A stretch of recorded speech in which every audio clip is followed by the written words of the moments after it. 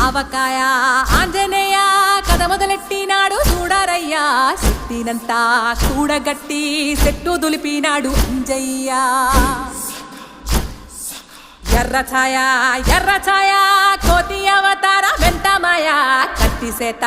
పట్టకుండా కాయ కోసినాడు కపిలయ్య